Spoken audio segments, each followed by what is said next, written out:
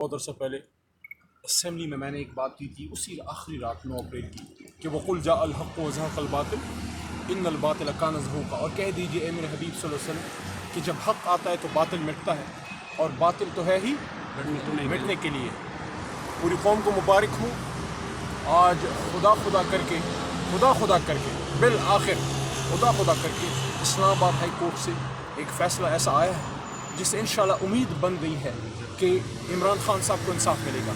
توشہ خانہ کیس میں خان صاحب اور سابق خاتون اول محترمہ بشرا بی بی صاحبہ کو ضمانت ملی ہے اور ان کی سزا جو ہے معطل ہوئی ہے۔ آپ سب کو بہت بہت مبارک ہو، قوم کو مبارک ہو، لیکن یہاں پھر ابھی سوال پیدا ہوتا ہے، وہ شخص جس کا نام عمران خان ہے، جس کی ایک دستخط پہ، بیٹ پہ، شرٹ پہ، جس کی ایک پکار پہ لوگ کروڑوں روپے نچھاور کرتے ہیں، جو جب فنڈ ریزنگ کے لیے بیٹھتا ہے تو ہوائی جہازوں میں سفر کرنے والے بلینئر سے لے کے ریڑھی لگانے والے عام مزدور تک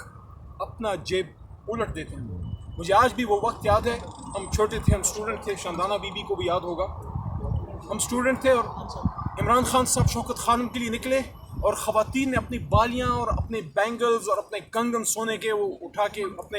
اس نوجوان پہ، اپنے اس ہیرو پہ نچھاور کرتی تھی شوکت خانم کے لیے کہ تم اپنی ماں کے نام پہ کینسر اسپتال بنا رہے ہو تو یہ لو، یہ ہم تم پہ اپنا سب کچھ تن من دھن جو ہے وہ نچھاور کرتے ہیں۔ شرم نہیں آئی ان لوگوں کو اس آدمی پہ توشہ خانہ جیسے ایک معمولی چیز کا ان پہ الزام لگانے کا کہ عمران خان صاحب کیا وہ کرپٹ ہیں؟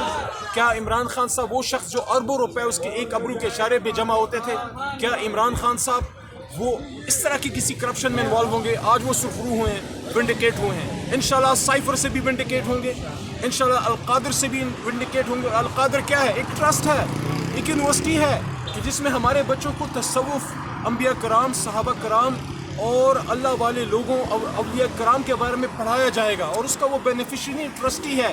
آپ کو شرم نہیں آئی؟ ایک آدمی آپ کے بچوں کو وہ تصوف سکھا رہا ہے، دین سکھا رہا ہے، اس کے لیے وہ یونیورسٹی بنا رہا ہے، آپ نے اس پہ کیس بنا دیا۔ دیکھیں، خدا لگتی بات کریں، اصل میں آپ کے دل کو وہ بات لگی ہے جس نے آپ کو ہٹ کیا ہے، جب اس نے ایبسولوٹلی ناٹ کہا تو آپ کے وہ آقا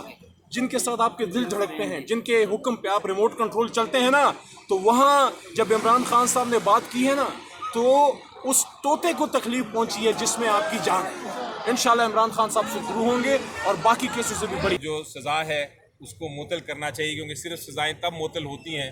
جب عدالت یہ سمجھے کہ جو ایویڈنس ہے، جو شہادتیں ہیں، وہ کنوکشن کو، سزا کو سپورٹ نہیں کرتی، وہ اس کے برخلاف ہیں آئین کے اور قانون کے سزا، اس لیے وہ معطل کر دی جاتی ہے۔ اچھا سر، یہ بتا دیں، ایک تو پی ٹی آئی کے مطالبے پر چیف جسٹس نے سو موٹو لے لیا اور دوسری جانب آج عمران خان کو یہاں سے بھی بڑا ریلیف مل گیا، یا کئی معاملات طے پا گئے ہیں پی ٹی آئی کے؟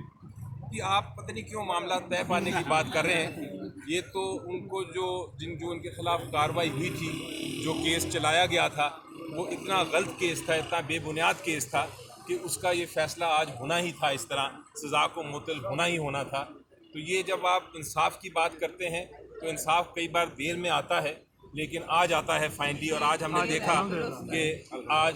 نے دیکھا کہ اسلام آباد ہائی کورٹ سے ہمیں انصاف ملا۔ علی ظفر صاحب، یہ بتائیے گا کہ آپ کو بڑی دیر بعد کہہ رہے ہیں کہ انصاف ملا، ٹائمنگ بڑی امپارٹنٹ ہے اس وقت جب 6 ججز کا معاملہ چل رہا ہے، اور خاص کر اسلام آباد ہائی کورٹ کے ججز کا۔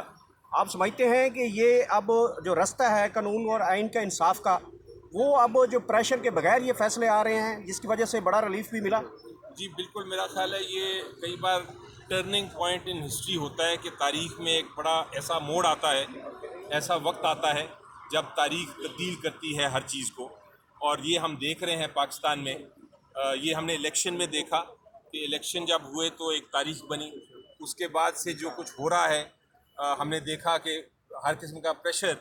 جو ان خط سے بھی نظر آتا ہے کہ ہر قسم کا پریشر عدالتوں پہ ڈالا جا رہا تھا، لیکن عدالتیں جو ہیں وہ انصاف کرنے کے لیے ڈٹ کے کھڑی ہیں، اور ہم ان کے ساتھ کھڑے ہیں۔ ہم پی ٹی آئی نہیں بلکہ پوری عوام جو پاکستان کی ہے ان کے ساتھ کھڑی ہے، اس لیے میرا خیال ہے کہ یہ اب जो इंसाफ का तराजू है वो दुरुस्त समझ जा रहा है। सर रिहा आज आज करो, रिहा करो,